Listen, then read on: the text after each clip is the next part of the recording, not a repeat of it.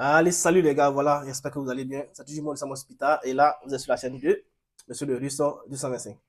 Voilà, donc, je vais donner quelques informations en ce qui concerne, comme ça, comment est-ce que vous devez faire pour venir étudier en Pologne ou bien en Finlande, parce que la Pologne et la Finlande, c'est presque les mêmes éléments, ou bien même la République tchèque, voilà. Donc, je vais vous donner quelques aperçus pour ceux qui veulent vraiment se lancer dans cette aventure-là, c'est-à-dire venir y étudier. Maintenant, en ce qui concerne le travail, je vais vous donner des informations aussi sur le travail. Et s'il y a des personnes qui sont intéressées, vous allez pouvoir nous contacter pour qu'on puisse gérer cette phase-là pour vous. Dans un premier temps, pour pouvoir étudier déjà en Pologne, vous devez savoir que vous devez avoir comme ça une admission. Et pour pouvoir avoir une admission dans une université, vous savez, il y a des universités qui enseignent en langue polonaise, il y a aussi des universités voilà, qui enseignent en anglais, mais ça va dépendre vraiment de la faculté que vous allez choisir. En ce qui concerne ceux qui font la licence, c'est assez plus simple parce que ceux qui font la licence, ils viennent d'abord pour faire l'année de langue polonaise. Et lorsque vous finissez de faire l'année de langue polonaise, à ce moment-là, vous allez continuer dans votre licence à pouvoir faire votre cycle, on va dire ça comme ça, votre cycle en langue polonaise. Voilà, ça c'est si vous voulez. Maintenant, si vous voulez par exemple comme ça rester au dortoir, le dortoir c'est entre 80 euros ou bien 120 euros. 80 euros si vous pouvez être deux personnes ou bien trois personnes. Et 120 euros, il y a maximum deux personnes. C'est-à-dire une personne, vous pouvez être seul ou bien vous pouvez avec une personne, mais seulement que là-bas, la salle est, ou bien la maison ou bien la chambre est assez grande. Voilà. Et ce que je voulais vous dire aussi, il y a des personnes qui m'ont posé la question à savoir est-ce que euh, les dortoirs se trouvent dans les universités. Là-bas en Pologne, vous pouvez trouver plusieurs types de dortoirs. Il y a des dortoirs qui sont hors, qui sont loin même de l'université. Vous voyez, et il y a des dortoirs aussi qui sont à l'intérieur de l'université. Vous voyez, donc c'est un peu ça. Donc, comment ça va se passer? D'abord, vous faites l'admission et l'admission, vous allez étudier. Ça, je parle de ceux qui font la licence. Vous allez étudier la langue.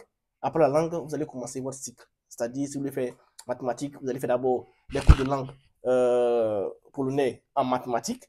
Ça ne veut pas dire que vous allez seulement étudier la langue polonaise jusqu'à la fin. Non, il y a mathématiques, il y a aussi il y a la langue polonaise elle-même, il y a plusieurs éléments qui sont associés aux mathématiques. Vous voyez, il y a un peu la physique, il y a un peu la chimie. Donc, vous allez apprendre ces éléments-là, les bases de ces éléments-là, de ces matières-là en langue polonaise, y compris la langue polonaise.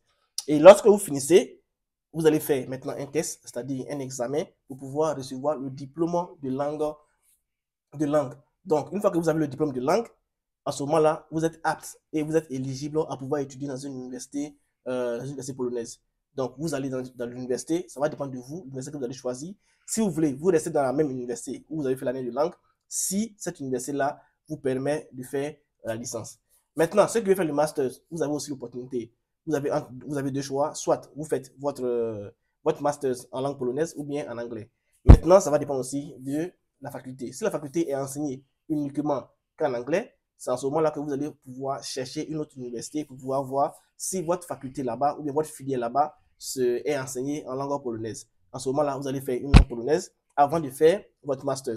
Maintenant, si votre master est peut-être comme ça en anglais, vous serez obligé de présenter un certificat en anglais avant de pouvoir y étudier.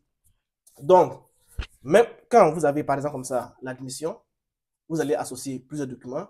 Eux-mêmes, ils vont vous envoyer des documents que vous allez utiliser. Mais le plus grand problème avec la Pologne, la République tchèque et aussi la Finlande, le seul problème, c'est quoi? C'est que avant de recevoir les documents pour aller faire votre visa, l'étudiant doit vraiment, je vais mettre un lien en commentaire, vous allez voir un peu les documents que vous avez besoin pour pouvoir présenter un visa. Comme ça, si vous voulez postuler, vous allez vous apprêter par rapport à ça.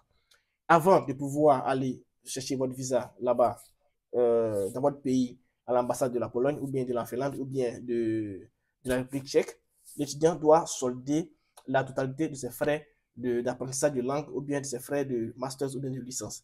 Vous voyez? Donc, la première année, vous allez tout solder.